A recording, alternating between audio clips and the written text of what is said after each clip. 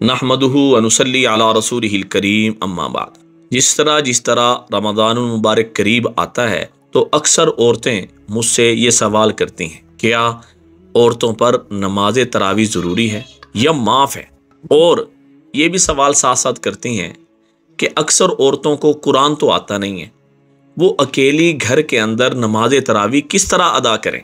इंशाअल्लाह ताला आज के बयान में इन दो बातों की वजाहत हम करेंगे। क्या औरत पर नमाज तरावी माफ़ है या ज़रूरी है?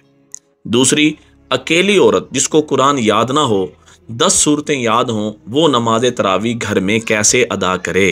देखें, रमज़ानुल मुबारक की बरकतों में जो तरावी की नमाज है ये अहम तरीन इबादत है।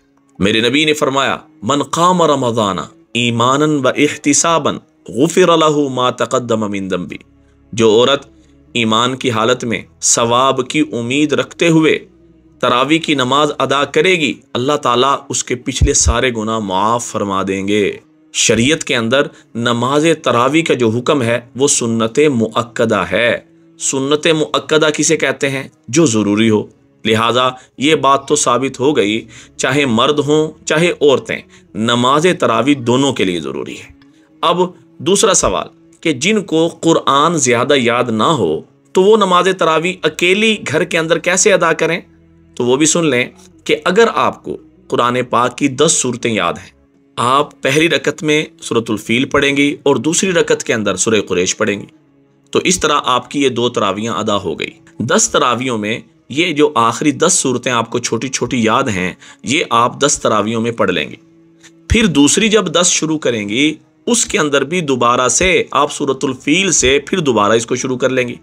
इस तरीके से आप 20 तरावियां आसानी के साथ अकेली घर के अंदर अदा कर सकती हैं।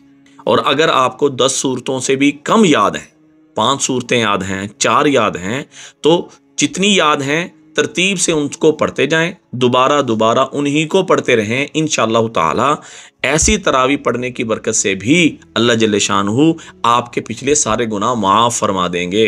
ये पैगाम सदका जारी समझ के शेयर करें, दुआओं में याद रखें। अस्सलामु अलैकुम व रहमतुल्लाहि व बरकातुहू।